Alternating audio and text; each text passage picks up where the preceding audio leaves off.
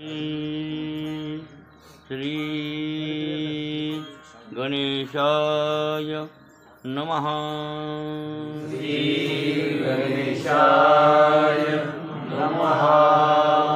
ओम नमो भगवते वासुदेवाय। ओम नमो भगवते वासुदेवाय। ओम नमो पांडुरंगाय। ओम नमो पांडुरंगाय। कृष्णाय वासुदेवाय हरये परमात्मने। कृष्णाय वासुदेवाय हरये परमात्मने। प्रणतक्लेशनाशाय गोविन्दाय नमो नमः। प्रणतक्लेशनाशाय गोविन्दाय नमो नमः। भीमातीरनिवासाय पंढरीपुरवासिने। भीमातीरनिवासाय पंढरीपुरवासिने। पांडुरंगप्रकाशाय विठ्ठलाय नमो नमः। पांडुरंगप्रकाशाय विठ्ठलाय नमो नमः। हनुमन्ताय महारुद्राय सीताविरहज्वरनाशिने। हनुमन्ताय महारुद्राय सीताविरहज्वरनाशिने। नमोऽस्तु दास्यभक्ताय रामकथामृतप्राशिने। नमोऽस्तु दास्यभक्ताय रामकथामृतप्राशिने। नमोऽस्तु ज्ञानदेवाय अलङ्कारपुरीवासिने। नमोऽस्तु ज्ञानदेवाय अलङ्कारपुरीवासिने। सिद्धेश्वर कृपाछत्र छायानिवासकारिणे। सिद्धेश्वर कृपाछत्र छायानिवासकारिणे। नामदेवाय देवाय अनन्यभक्ताय ते नमः। नामदेवाय देवाय अनन्यभक्ताय ते नमः। विठ्ठल प्रेम स्वरूपाय भवदुःख हराय च। विठ्ठल प्रेम स्वरूपाय भवदुःख हराय च। एकनाथाय नाथाय महाराजाय ते नमः। एकनाथाय नाथाय महाराजाय ते नमः। शान्ति ब्रह्म स्वरूपाय भवदुःख हराय च। शान्ति ब्रह्म स्वरूपाय भवदुःख हराय च। तुकाराम तुकाराम तुकारामेति यो वदे। तुकाराम तुकाराम तुकारामेति यो वदे। नित्यस्मरणमात्रेण यमराजोऽपि बिभ्यति। नित्यस्मरणमात्रेण यमराजोऽपि बिभ्यति। विनायकं गुरुं नौमि साखरे नाम विश्रुतम्। विनायकं गुरुं नौमि साखरे नाम विश्रुतम्। येषां चरणसान्निध्यात् जीवा मुक्ता भवन्ति येषां चरणसान्निध्यात् जीवा मुक्ता भवन्ति साखरे वंशविख्यातं ज्ञानदानपरायणं साखरे वंशविख्यातं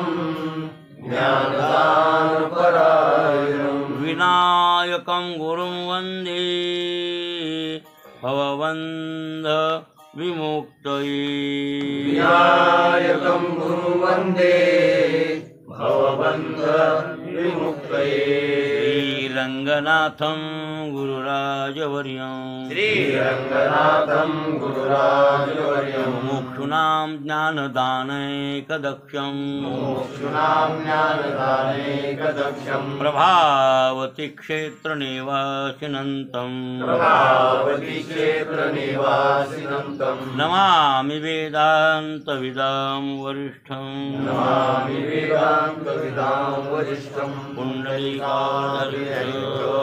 श्रीज्ञानदेव तुकाराम महारुद्र महाराज की जय गोपाल कृष्ण भगवान की जय ज्ञानेश्वर महाराज की जय पंढरीनाथ भगवान की जय जगद्गुरु तुकाराम महाराज की जय नमो सद्गुरु तुकया ज्ञानदीपा नमो सद्गुरु तुकया ज्ञानदीपा नमो सद्गुरु सच्चिदानंद रूपा नमो सद्गुरु सच्चिदानंद रूपा नमो सद्गुरु भक्त कल्याण मूर्ति नमो सद्गुरु भक्त कल्याण नमो सद्गुरु भास्करा पूर्ण कीर्ति नमो सद्गुरु भास्करा पूर्ण कीर्ति मनुष्याकृती राघवे ख्याती केली मनुष्याकृती राघवे ख्याती केली तिला शिखरे सागरी तारिली शिखरे सागरे तारिली तुका स्वामी हा पूर्ण ब्रह्म प्रकाशी तुका स्वाम्या पूर्ण ब्रह्म प्रकाशी जळी रक्षिले निर्जीवा कागदासी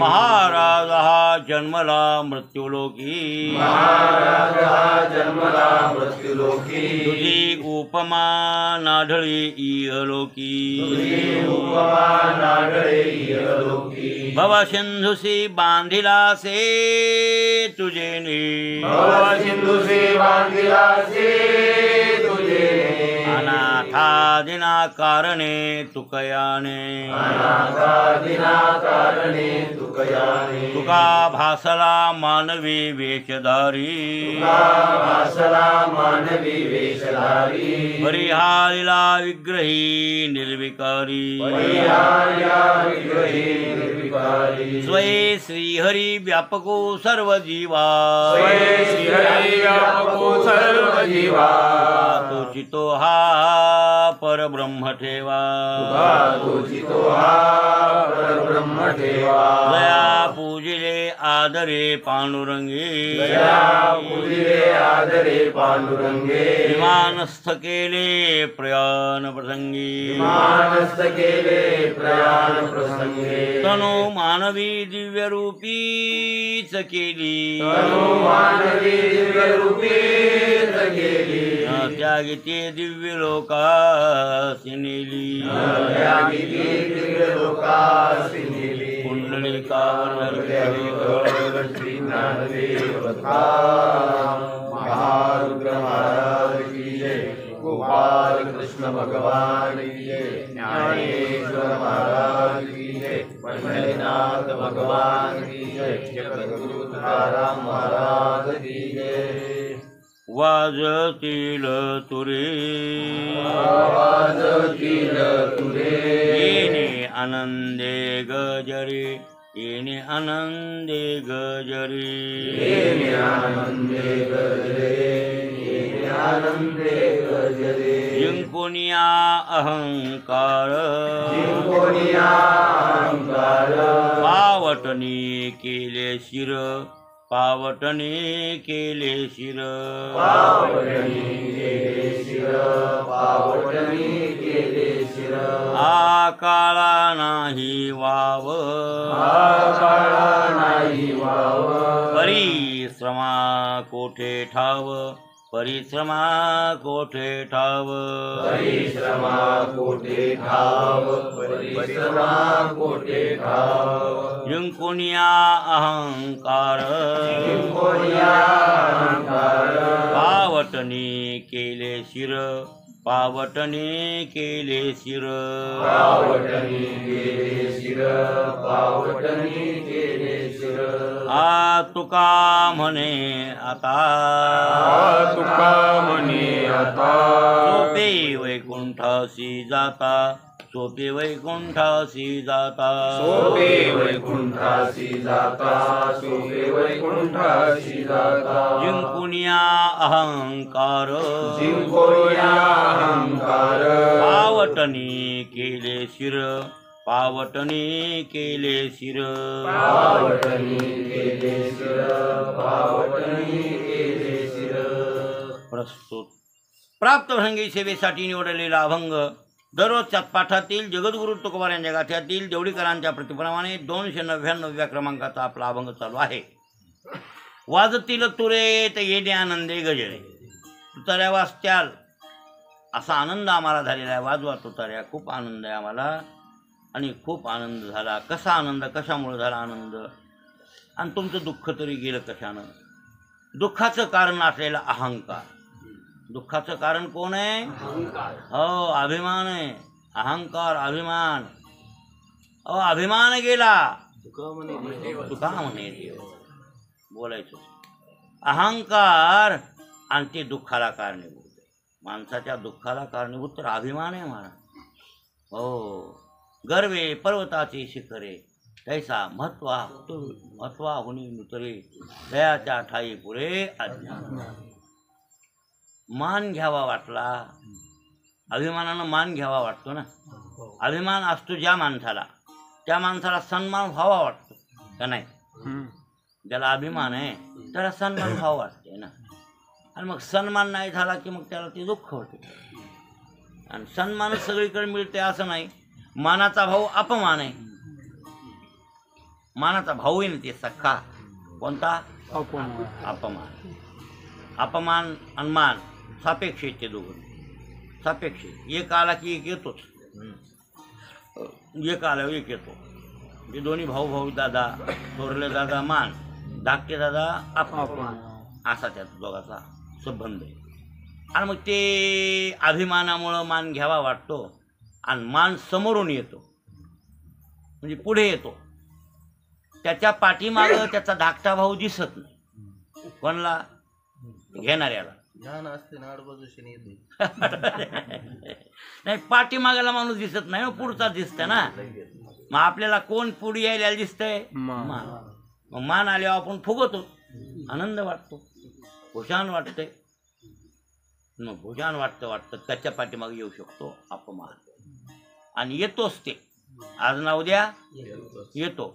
आणि मग ते अपमान आला की दुःख झाल्याशिवाय राहतच नाही. दुःख होते मरणांत व्यथा होते. हो अपमानासारखं दुःख कोणतंच मोठं नाही असं म्हणा की. हो आणि अपमान आणि मान हे दोन्ही ज्याला गुंडाळून ठेवता येतात त्यालाच महात्मा म्हणतात. मान अपमान दोन्ही त्याला संत म्हणतात. ते दोन्ही गुंडाळता आले पाहिजे. त्यालाही गुंडाळून ठेवायचं आणि यालाही गुंडाळून ठेवायचं. मान झाला सारखाच अपमान झाला तरी सारखा. आणि त्याला म्हणतात साधू त्याला म्हणतात संत. जो अपमानाचेच आहे. सुख दुःख तेथ समाय. सुख दुःख तेथ समाय. आणि निंदा स्तुती नोहे दुखंडू. वा बघा नाथराव चांगले वाचते तो. निंदा स्तुती नोहे दुखंडू जो. निंदित स्तुती दुखंड होत नाही. मान अपमान सहन करतोय त्याला संत. स्तुल्य निंदा स्तुती मौनी संतुष्टो येन केनचित अनिकेत स्थिरमती भक्तिमान मे प्रियो नर. हा निंदे ते नेगे जो निंदे ते नेघे सुते ते नस लागे आकाशा न लगे लेपुले. त्याला मानतात. मान अपमान हे गुंडून ठेवावे लागतात आणि ठेवतात महात्मे. तुकाराम महाराजांच्या आयुष्यात अपमान झाले नाहीत काय? मला तर वाटतंय त्यांच्या आयुष्यात सन्मान कमी. नाथांच्या बाबतीत बघा, ज्ञानोबरायांच्या बाबतीत बघा, तुकाराम महाराजांच्या आणि या सगळ्या संतांच्या बाबतीत बघा, त्यांना हयातीत त्यांचा सन्मान कमी मिळाला पण अपमान जास्त. कोणाचे? संत. आणि त्यांनी मान जरी मिळाला असला तर ते मान घेतला नाही त्यांनी. कोणी? हा, नाही नाही नाही नाही नाही. तुकाराम महाराजाला मान देणारे काही कमी लोक होते की काय? काही होते लोक मान देणारे बी महाराजाचा सन्मान करीत होते. नाही नाही नाही नाही. अहो, नाथांचा सन्मान करीत होते काही काही लोक, पण सन्मान घेतलाच नाही. नाही नाही नाही म्हणले बाबा, नाही मी तसा नाही असं म्हणत होते. माझा एवढा अधिकार नाही. पायीचे वाहन पायी बरे. ज्ञानोबरायांनी सन्मान दिला होता त्यांना समाधीतून की हो जा जा जा जा जा धरणे करायला म्हणजे माऊली जा. तुकाराम महाराज हयात आहे सध्या. त्यांची दुकानदारी आता सध्या चालू आहे. आमची दुकानदारी आता बंद आहे. आम्ही आता समाधीत बसलोस. तू का आला बाबा इथं? तू कशासाठी? मला ज्ञान व्हावं. मग तुला ज्ञान व्हावं स्वप्नात बरं काय? त्याच्या स्वप्नात गेली धरणे करायचे. ते बीड जाडमुठ होतं मुसळ ब्राह्मण होतं. दांभिक दांभिक होतं. तर बीड हे बीड आपलं बीड परगण्याचं. तिथं लगेल ते धरणेकरी बीडचा आहे बरं काय? आपल्या बीडचा धरणेकरी. तिथून गेला त्या आळंदीला आणि ज्ञानोबारांच्या समाधीसमोर उपोषण करत बसला. आता आम्ही ज्ञान झाल्याशिवाय जेवणार माऊलीनं मला ज्ञान द्यावं. आता ते ज्ञानाचा समुद्र आहे माझा, पण ह्याची चित्तशुद्धी नसेल त्याला काय करतील माऊली तरी. माऊलीने विचार केला हे असं उचले उपाशी तपाशी. आपल्या दरवाजात कोणी उपाशी बसणं बरोबर नाही. हे बरं वाटलं नाही माऊलीला. माऊली स्वप्नात गेले त्या बिचारायचे आणि स्वप्नात जाऊन सांगितलं बाबा रे का वाटलं? काय नाही म्हणले बाबा मला मान पाहिजे, आपलं हे ज्ञान पाहिजे, तुला ज्ञान पाहिजे. आता मला ज्ञान सांगायला व्यक्तरूपात यावं लागेल.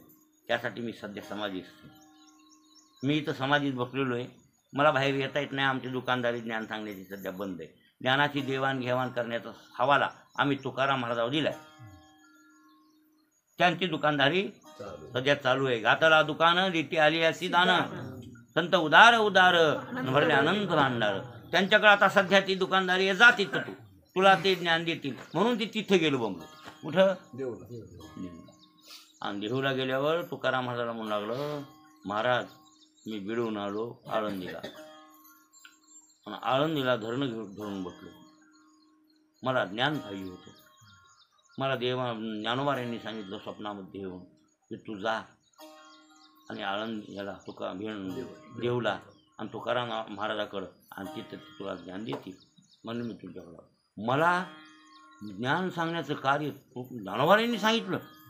हो हो महाराज म्हणला. स्वप्नात मला ज्ञानोबाराय आले आणि त्यांनी सांगितलं काय हो माझ्यासारख्या पामराला हे आणि मान देतात कोण? ज्ञानेश्वर महाराजासारखे.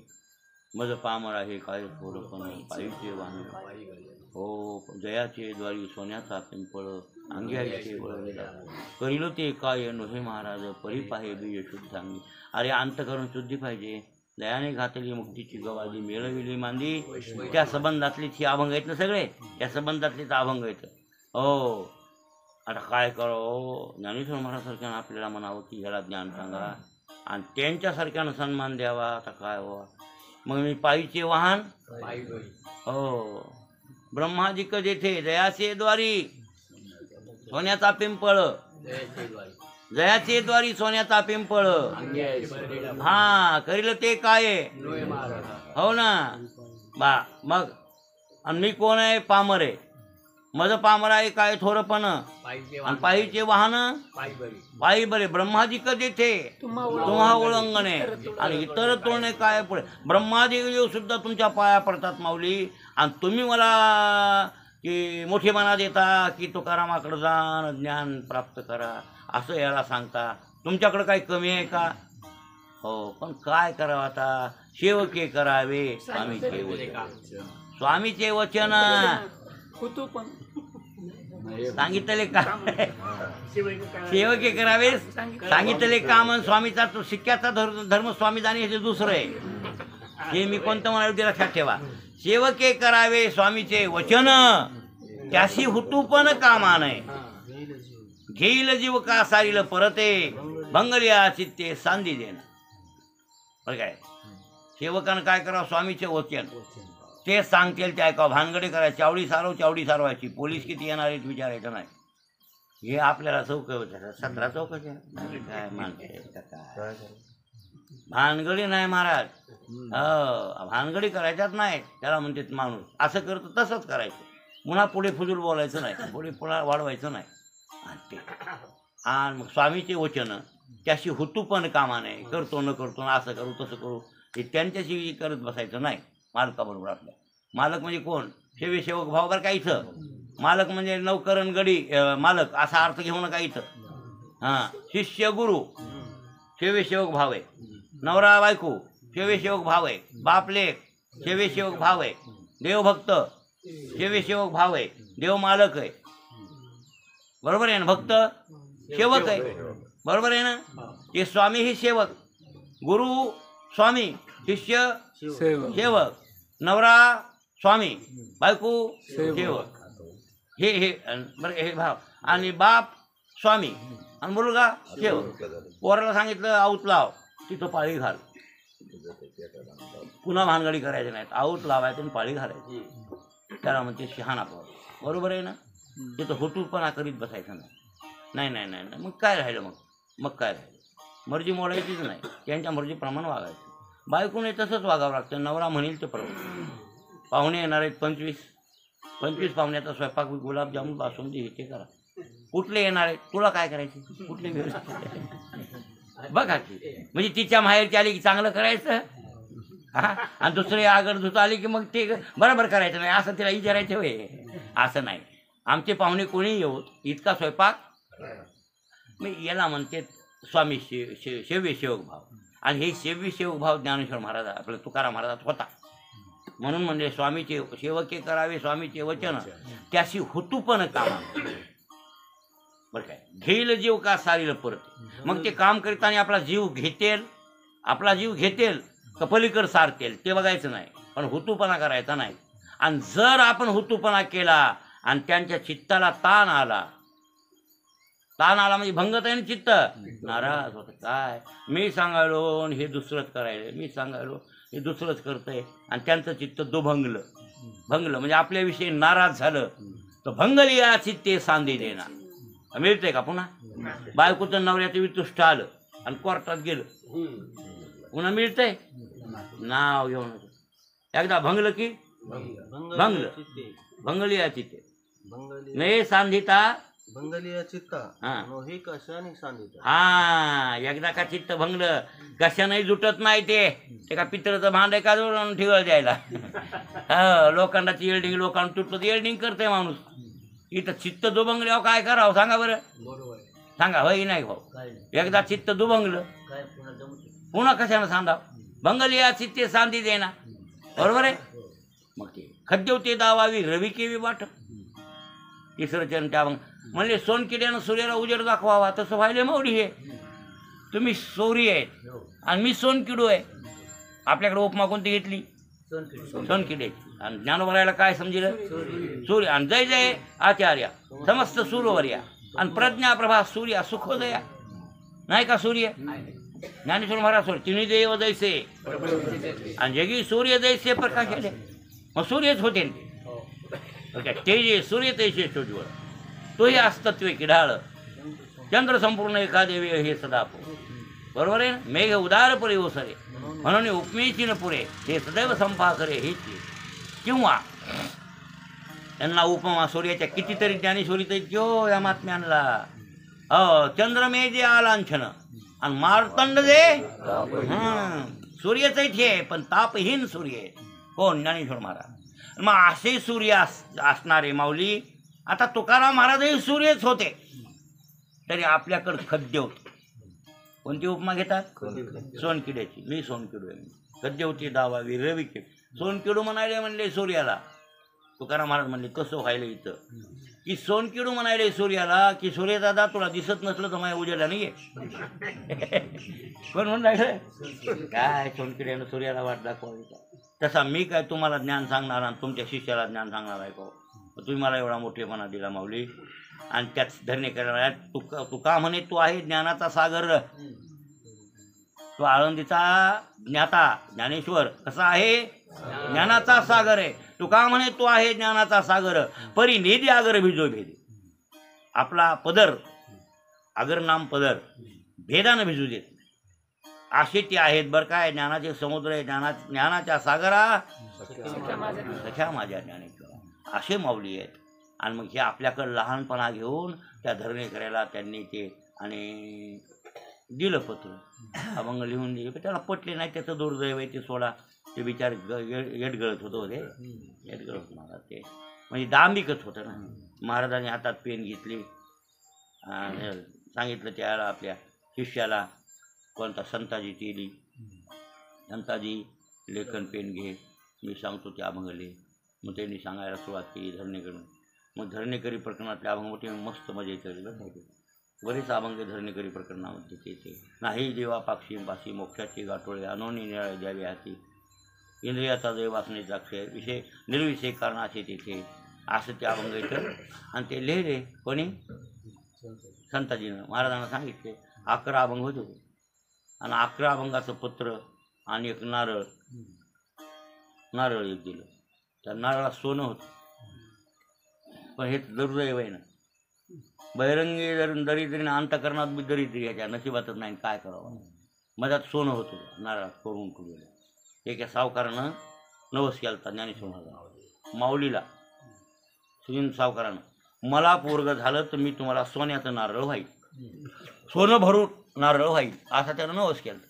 आणि सुदैवानं त्याला पोरग झालं. माऊली काय काय देणार नाहीत हो, उगच भामट्याच्या नादी लागायली तुम्ही या ठेवून. नवसच करायचे तर आमच्या माऊलीला करा. तसे करूच नका माऊलीकडे पांढरं गाडक्या मागण्या मागून मागायचे तर एकच मागा, ज्ञान भक्ती वैराग्य. तिसरी गोष्टच मागायची नाही यायला. काय काय मागायचं? ज्ञान वैराग्य भक्ती हे आपल्याला सुख देणाऱ्या वस्तू येतात आणि एवढ्याच मागायच्या.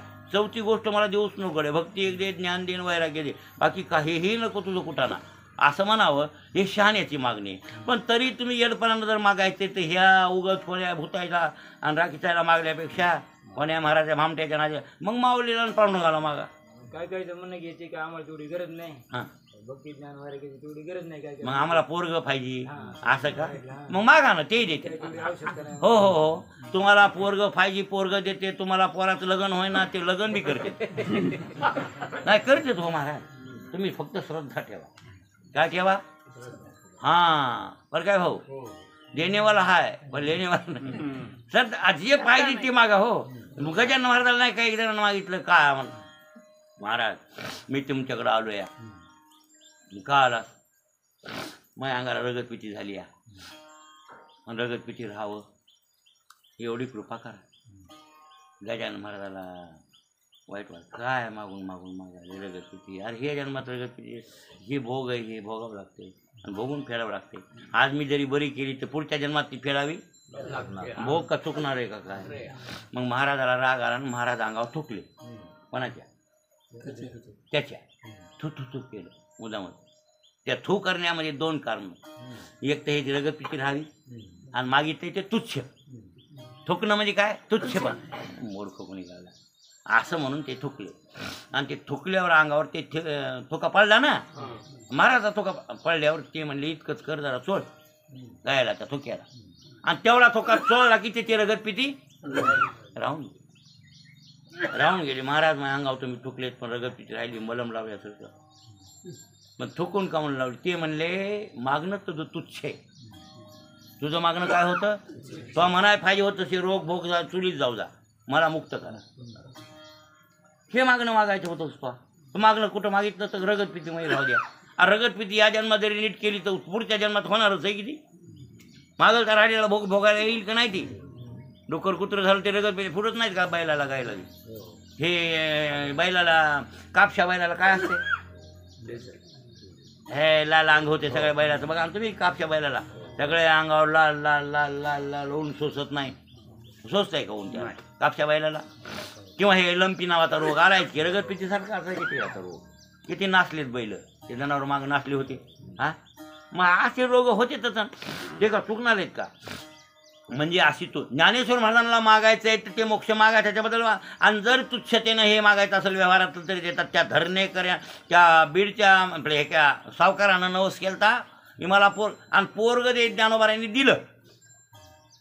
आणि पोरग झाल्यावर त्याचा नवस फेडण्यासाठी नारळ कोरून नारळातलं खोबरं काढलं कलाकाराच्या हातानं आणि मधात सोन्याच्या मोहरात काढल्या घातल्या आणि ते नारळ माऊलीच्या समाधी व्हायला.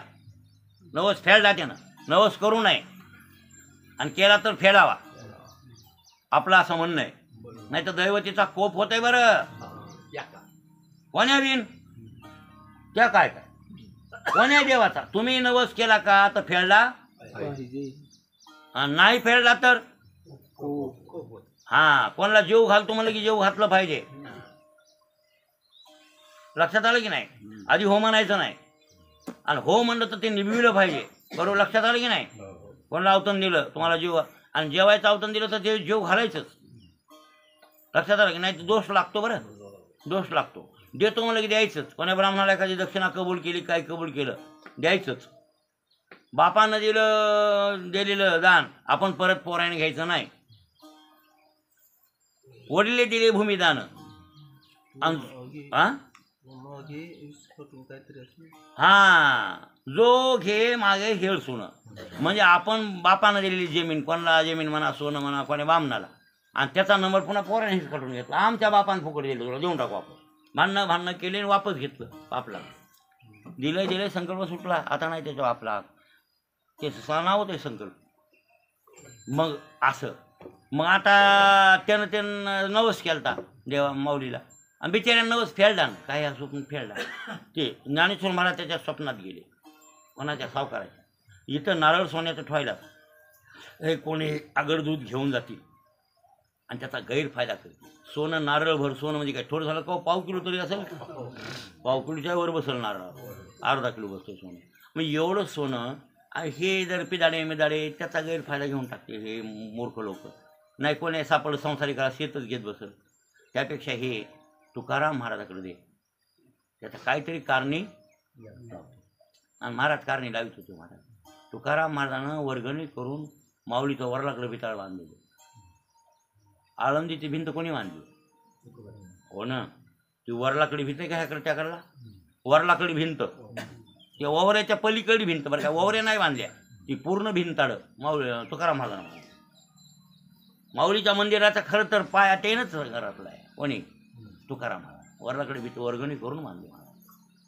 तुकाराम महाराजकडे कोणी असे काय पाहिजे देतो म्हणले लोक मोठे मोठे असायचे ना. महाराज घ्या घ्या म्हणणार. मग महाराज कारणे असे लावित होते. मग तुला द्यायचं का? माऊलीचं भिताळ बांधून दे. मग द्या तुम्ही काय पैसे ते करा आणि ते भिताळ बांधा. असे तुकाराम महाराज होते. माऊलीची भिंत मला पक्क माहिती आहे.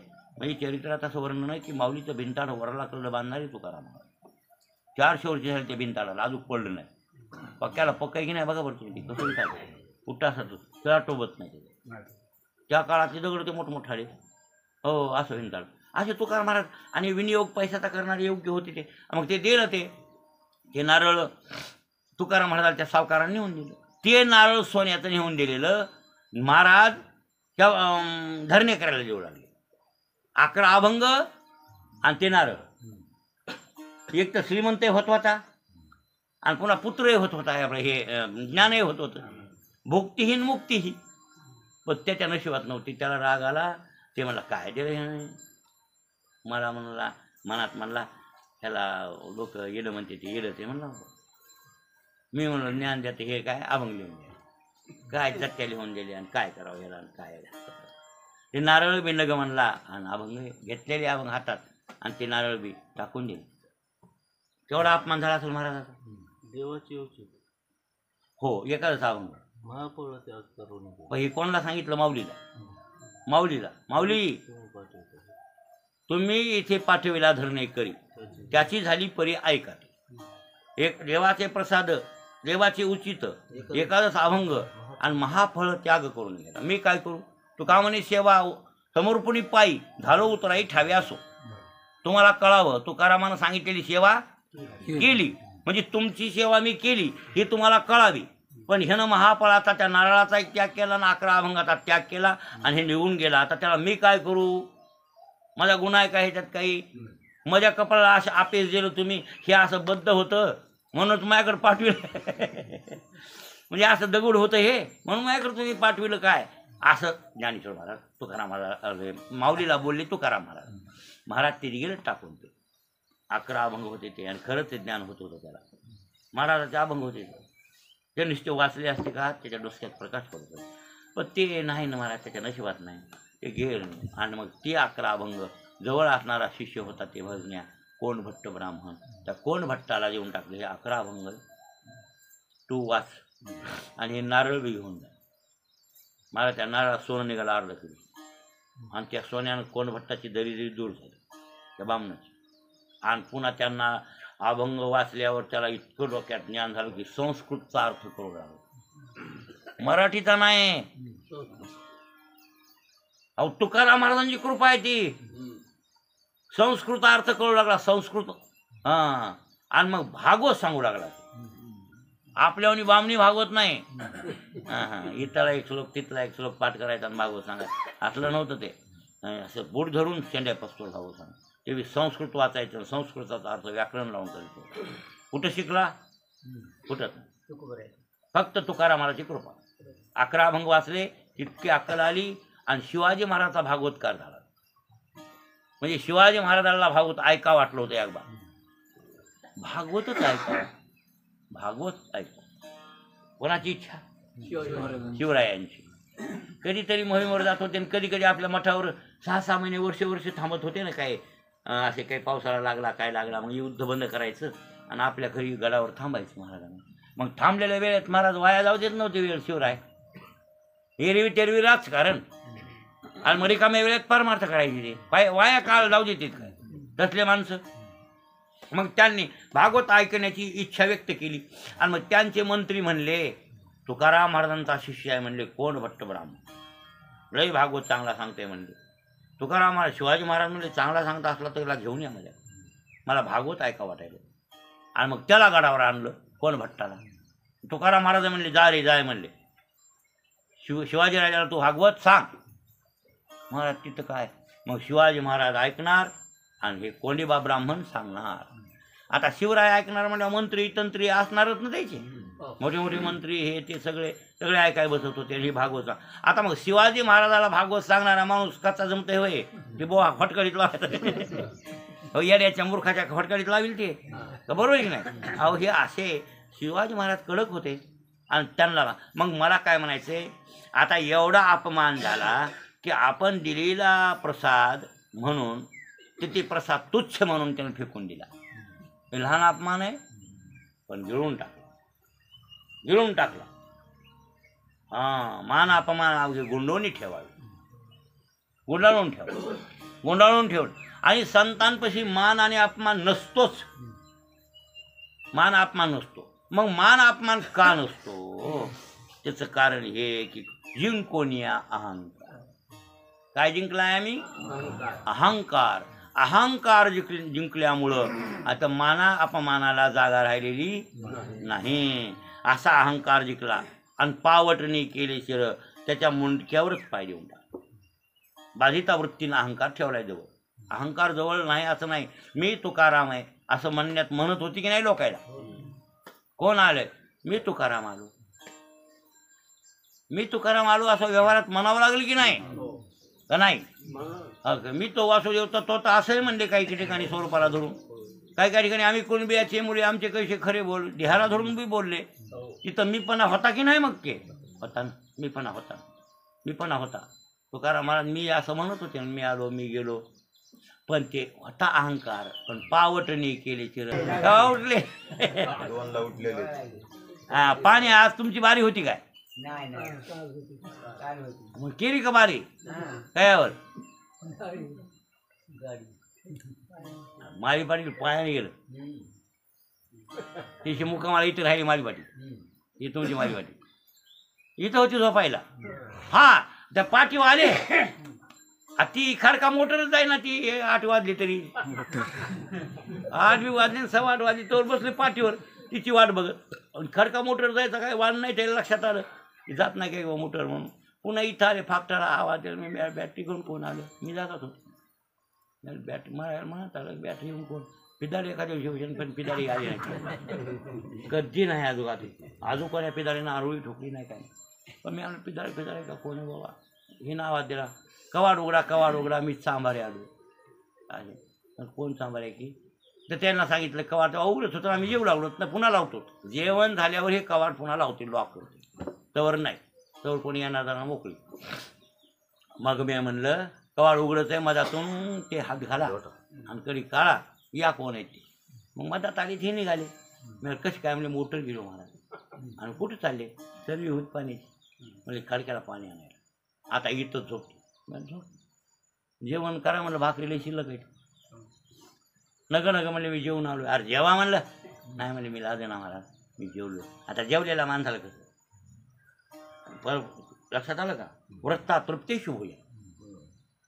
मूर्खपणा आहे बळ जेव घाल लय बळ जेव घालायचं नाही बरं का. येव झुणकी करून त्याला बळच कोंबून घातलं आणि त्याला झेंडायला लागली काय खाऊ. पाप लागते आपल्याला पाप लागतं शास्त्रानं सांगितलं बरं का चित्त्याचा आगाव. आणि म्हणूनच मी ते म्हणत असतो आता भारत मला हे लय चाल घ्या भारत मला म्हणते भारत मला तुम्हाला आवडेल तितकं घ्या आणि मर्जीप्रमाणे खाय तुम्ही लय झुंकू नका. बघ कशाला म्हणले व्रथा वृष्टी समुद्रेशु व्रथा तृप्तेशु भोजन. समुद्रावर पाऊस पडला धो धो धो धो धो फुक्कट गेला करायला हा. आणि तसं जेवलेल्या माणसाला जेव घातलं. अर्थभूता द्यावे दान खरे पुण्य आणावे भूक लागली आहे आणि त्याला जेव घाला बरोबर आहे मग पुण्याला असा त्याचा अर्थ. झोपले सकाळी पहाटच गेले 3:30 पायानं गेले पायानं आले हा ते गंगेचं पाणी झालं पावन तुमचं मोटरचं नाही बा. गाडी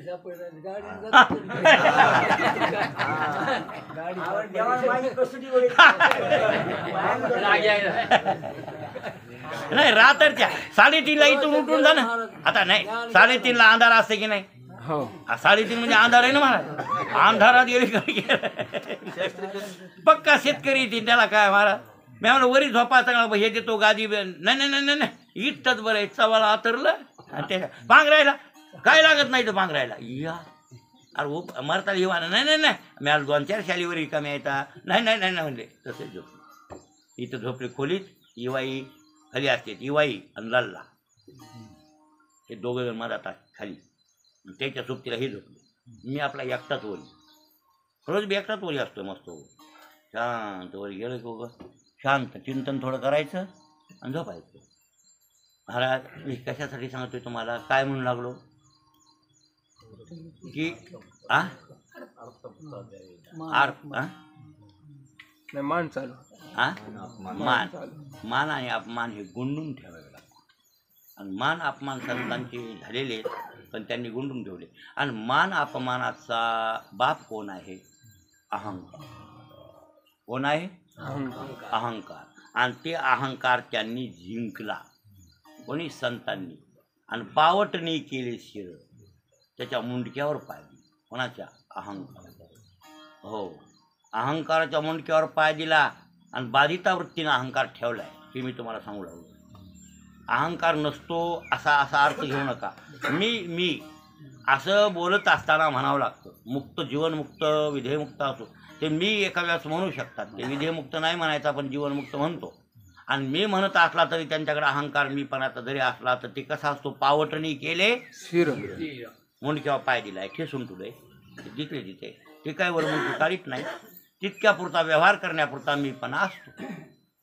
पण गर्व नावाची वस्तू त्यांच्याकडं म्हणजे गर्व हे त्याचं मुंडकं आहे. अहंकाराचं मुंडकं कोणतं आहे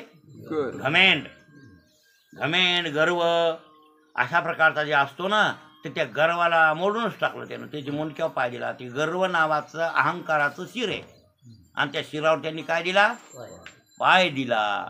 आता मग अहंकार जिंकला कोणी आणि अहंकार अधिक सगळं कुटुंब आपण काल विचार केला मायेचं कुटुंब हे कोणाचं?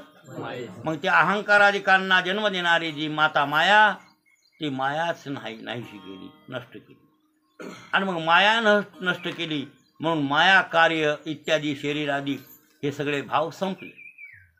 शरीर मी आहे, माझा आहे, हे भाव राहिलेला मग कसं? ते शरीर हां, घर भांडार देवाचे. हो. नाही, पण ते शरीराचा भाव संपला म्हणजे ते काय म्हणजे झाला प्रेत रूप शरीराचा भाव आणि लक्षेला ठाव. शरीराचा भाव कसा झाला आता? मळे हे भाव. हो, मळे. अभिमान बाधिता वृत्तीनं असला तरी तो काही करीत नाही आणि तो असतो. आणि अभिमानाची ही सगळ्यांची जननी माता माया आहे आणि ती माया नाहीशी झालेली आहे. म्हणून माया नाहीशी झाली म्हणून शरीरादी सगळे संपले. का? एक लक्षात ठेवा, आपल्या सृष्टी उत्पन्न होण्याला हे कारण कोणते? पंचभूत. किती भूत? पंचभूत. आणि मन, बुद्धी, अहंकार, हे 3 आणि 5 किती झाले? 8. म्हणून भिन्ना प्रकृती अष्टधा. काय? भिन्ना प्रकृती अष्टधा असं वचन मला वाटते भगवद्गीतेचं आहे, नाही? हां, नाही? हां, 7व्या अध्यायात हो, 7व्या अध्यायात काय? 5 भूत आणि 3 मन बुद्धी अहंकार या हो परा प्रकृती सांगितली. हो, सांगितली. मग ही माझी परमप्रकृती पार्था आणि ये नाम व्यवस्था जीवाईशी, जी जडा ते जीवी, चेतने ते चितवी आणि मना करवी मानवी सुखमोह. बरोबर आहे? हां, ही अष्टधा प्रकृती 8 प्रकारानं ही प्रकृती सृष्टीत वाढलेली आहे. दुसरं काहीही सृष्टीत नाही. तुम्ही म्हणताल त्रिगुण. अहो, त्रिगुण बरोबर आहे. रजोगुणी बनून मन, सतोगुणी बुद्धी आणि तमोगुणी अहंकार. ठीक आहे ना? कोण काय म्हणायले? 3 गुण आणि पंचभाव. प्रकृती संपली. ही प्रकृती आहे, ही प्रकृती अष्टधा. आणि अशा प्रकारची ही प्रकृती नष्ट ज्यानं केली त्याला काळा नाही ठाव, काळा नाही वाव. नाना केव आलिया पाठी, हो, ते स्वप्न न दिशे दिठी, वा. तैशी अहम ममता किरीटी नुरेची तया. हा, बघा विनायक भाऊ, अध्यात्मातल्या ओव्या सांगायला नाथराव. हा, शेव आल्यावर स्वप्न दिसतंय का भाऊ? अहो, झोपी स्वप्न आहे हो, पण जाग आली मग स्वप्न आता दिसतंय. स्वप्न स्वप्न संपलं. त्याप्रमाणे अहंकार आणि ममता पुन्हा राहिलीच नाही या महात्म्याने. का राहिली नाही? त्याचं ते कारण नष्ट केलं ना. त्याचं कारण जे होतं का ते नष्ट केलं. मायाधिक हे कारण प्रकृती ही नष्ट केली आणि नष्ट केल्यामुळं आता काळा नाही वाव. काळ येईल कुठपर्यंत? मड्यापर्यंत. त्याच्या पलीकडे त्याची सत्ता काय चलते? कोणाची? काळाची सत्ता त्याच्यापर्यंत, मड्यापर्यंतच ना. नष्ट करून करून करताय ना ते. बघा ना, जन्माला घालतंय एवढंसं बीज आहे महाराज. ते बीज काय काय गोष्टीचे बीज दिसतात काय हो? बघा बरं, आता वटाचं बीज दिसतच नाही, इतकं सूक्ष्म. मनुष्याचं बीज, जनावराचं बीज तरी दिसतं का? पण सूक्ष्म. आणि ते सूक्ष्म असलेल्या बीजाला करत करत करत तरी हातपाय फोडण्यापर्यंत 9 महिने पुन्हा पाळेल काढणं, हे करणं, सगळ्या गोष्टी पुन्हा तिथून लहानाचं मोठं करून घेणं. करून गेल्यावर पुन्हा कमी करीत करीत करीत करीत करीत करीत करीत जिरवीत जिरवीत संपून टाक. हे कोण करतो काम? काळ. हे काळाचं काम आहे ना. बघत बघत बघत तुमचा तुम्ही फोटो पाहत जा. लहानपणचा फोटो बघा, आताचा बघा, आणखीन 10 वर्षाला बघा, बघूच वाटत नाही त्याच्याकडे पुन्हा. बरोबर आहे की नाही? कसं हे बदलून टाक. हे कोणी बदललं हो? काळानं. हे काळाचं काम आहे. काळ असाच करतोय. मग काळ करतंय पण कुठपर्यंत? मड्यापर्यंत. आम्हाला मड्याचा भावच राहिला नाही. हे भावच नाही ना आमचा. हे प्रेतरूप आहेत आम्ही. मग आम्ही प्रेतरूपाच्या वेगळा झाला. प्रेतरूप शरीराचा भाव आहे. आम्ही प्रेतरूप नाही आहे. आम्ही तर अमर आहोत. अशा बोधावर गेले ते. आणि अशा बोधावर गेल्यामुळं काळा नाही वाव. काळा नाही काही चलत नाही हो. काळ गुलाम सलाम करीन तू या घरी राबत. काळ जगा खाय आम्ही माथा दिला पाय पाय. नाही तर आपल्या तुम्हा आम्हाला सारख्याला बाबा बाबा बेजार काय तेच बेजार करायला की महाराज. म्हणून म्हणले ना महाराज तुकाराम महाराजांनी शिकविलं की वा आता जागा रे भाईनो जागा. चोर निजल्या नाडोनी कैसे ठाऊ की असोनी नेना आणि दुःख पावाल पुढीले पेना. काय म्हणले संत काय आता जागा रे भाईनो जागा जागर हा आता जागा रे भाईनो जागा. चोर निजल्या नाडोनी भागा. बरं का दुकानदार झोपल्यावर चोर नेतील तुमचे पैसे नेतेतच. तुम्ही झोपी जाऊ नका. उठा उठा जागे व्हारे. हा स्मरण करा पंढरीनाथा. भावेचे आणि सेवा मस्त हा चुकवावे था जन्माला धनदारा. हा पुन्हा काय पाठवलं भरताला पाठे मन की अमोल्य स्वधर्म सांडिल तयांती काळू दंडिल चोरून मन हरिवलं सर्व शेतयांचे. वा वा वा वा वा हनुमान बी हुशार आहे हो. बरं सांग बरं धनदारा. नाही रोज म्हणतोस काही नाही पारावर. मग कोणाला सांगतोस हे मनाला सांगतो जरा थोडं जरा. मनाला तर मन तर लय बावळ. आता तर म्हशी बकळ घ्यायचे. आता मन तर धन वाढवाय रे.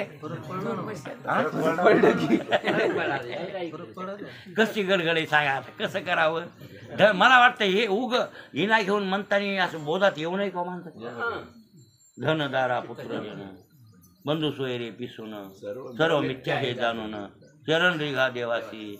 महात्मे सांगायलेत. मग आपल्याला सांगायचं बाबा हे आपण म्हणालो की महात्मे सांगायले. मग आपण त्याचं ऐकावं आणि देवाला शरण जावं.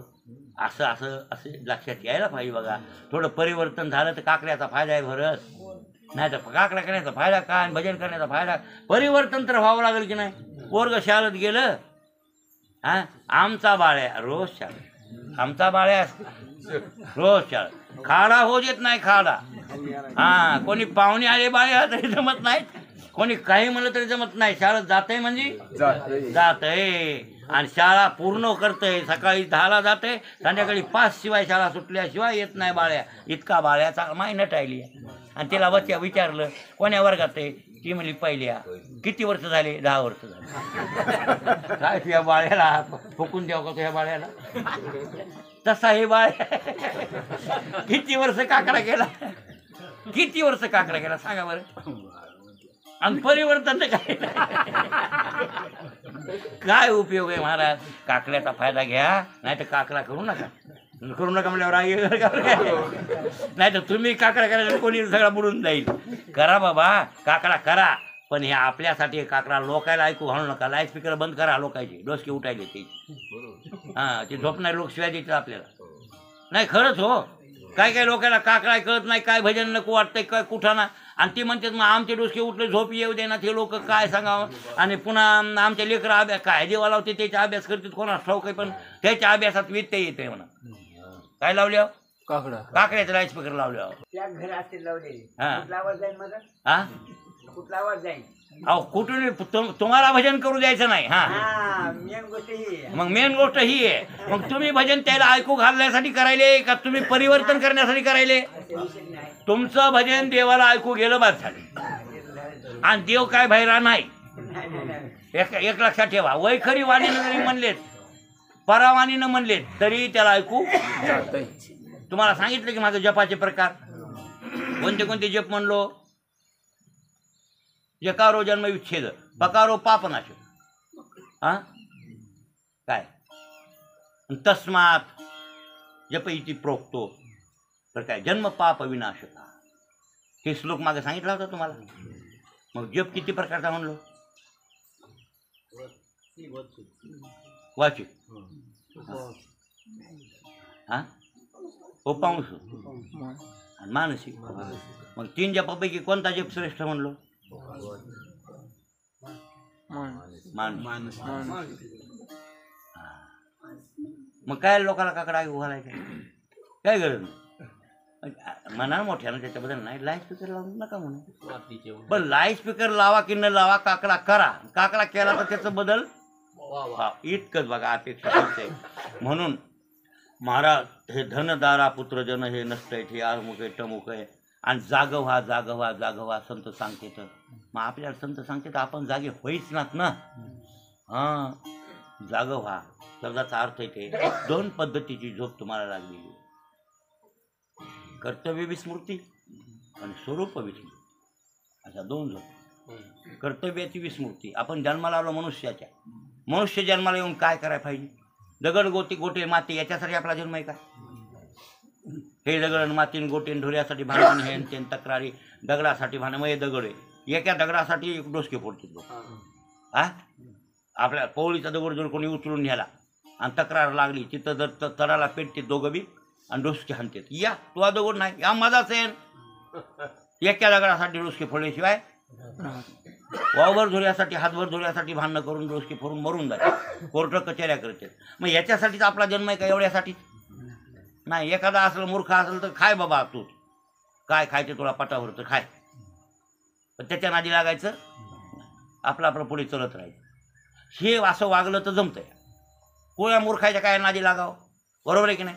तुलाच कुठं माड्या बांधायच्या, कुठं ते घेऊन जायचे, पटाभर घे नाही सगळं घेन जाय, कुठं पुन्हा स्वर्गाला जाणार घेऊन हे जमीन, तर असं म्हणावं मनातल्या मनात आपण, आणि त्याचा त्याग करावा या भांडणायचा. बरोबर आहे की नाही? पण असं नाहीच करत आपण, ते झगडे मगडे करतो. मग आपलं त्या काळ्या मातीसाठी आणि कुठं दगडासाठी जन्म होई मनुष्याचा.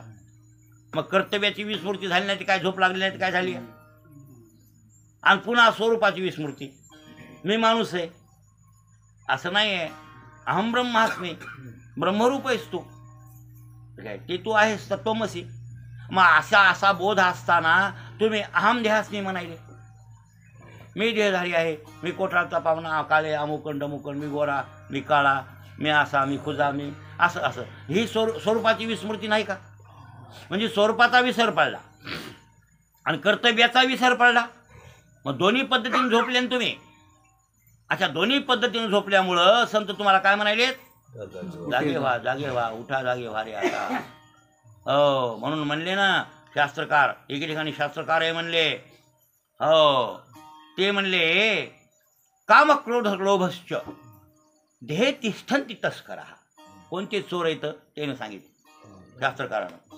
काम क्रोध लोभश्च, काम क्रोध आणि लोभ, देहे तिष्ठन्ति तस्करा, हे तुमच्या सूक्ष्म शरीरात वास्तव्य करतात. काम क्रोध लोभ कोण्या या मड्यात नाही सांगायले, कोण्या शरीरात असतात? ते सूक्ष्म शरीरामध्ये. देहे तिष्ठन्ति तस्करा, बरं काय? हो. आणि काय नेतात? ज्ञानार्थानापहार्य,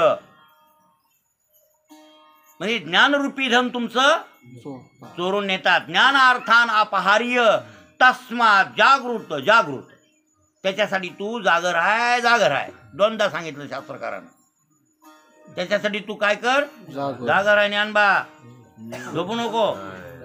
हा, काम क्रोध आणि लोभश्च, हे मोठे मोठे चोर आहेत तिघजण, बलाढ्य ताकदबाज. कामदादा एक, क्रोधदादा दुसरा आणि लोभदादा तिसरा. आणि हे कसे? तीन नरकाचे दरवाजे, काय त्रिविधम नरकस्येदम द्वारोन्नाशनमात्मा, हा काम क्रोध लोभश्च तस्मादेत तत्र यन्ते, या तिघाचा त्याग कर, असं तिथेही भगवद्गीतेत वचन आहे. मग हे तीन हे चोर आहेत. आणि ज्ञानार्थान अपहार्य, ज्ञानरूपी धन तुमचं चोरून न्यायलेले आहेत. आणि तुम्हाला अज्ञानामुळं मी माणूस, मी या गावचा नरवळीचा, असे संकोचून वृत्ती लहान करून बसले. हो, हे कोणी तुमची ज्ञानाची चोरी केल्यामुळं असं तुम्हाला घडलंय. म्हणून त्याच्यासाठी तुम्ही जागर राहा. तस्मात् जागृत, तुम्ही जाग व्हा, जाग व्हा.